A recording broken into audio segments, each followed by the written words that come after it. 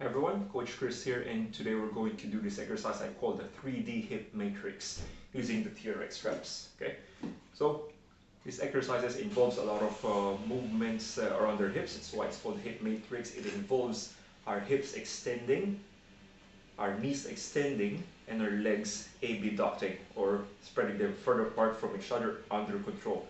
Benefits of this one would be for your glutes, for hamstrings, and for your inner thighs, which are very important parts of your legs, and it's quite a good way to work them from a different angle to avoid too much loading on your spine. This is as well a bit of a core exercise.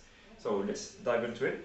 So setting yourself up, as you can see over here, the TRX or my straps are pretty much attached on a high anchor point, so on the wall. And then from there, I'm going to lie in my back.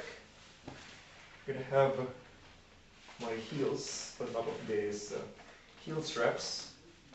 I'm going to start with my knees bent, feet and my knees around hip width apart. Then after that, first movement is to extend your hips. So you may place your arms on the floors, and then just going to lift your hips up, thinking as if you're trying to drive your hips towards the wall. Then from that position, we're going to extend our knees. And from there, we're going to use our glutes and our inner thighs for legs to slowly spread apart from each other, closing in together. So by holding that position, you're going to feel your core muscles working quite a lot together with your glutes. Having both of your legs together again, knees bend, keeping the hips extended, then slowly, gently getting down to the floor. Okay, now from a side angle. So from that position, same thing. You want to keep your ribs tucked down. Think as if there's no gap between the floor and the lower back. Arms on the floor. You're going to drive from your hips. Think as if your hips, again, you're going to try to go through the wall. Hip extension.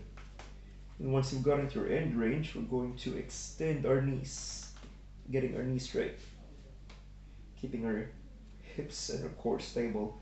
And spreading the legs slowly further away from each other, controlling from the glutes. As you come back in, still controlling from the glutes and inner thighs, bending your knees and slowly dropping down. Okay, and again, hips up, knee extension, abduction or abduction with the legs, keeping the knee straight. Coming back in, knee bends, then full hip and core control as you get that. Okay, so just taking this one off. Alright, so again, TRX hip matrix for the hips. Give those one a try, then let me know what you think.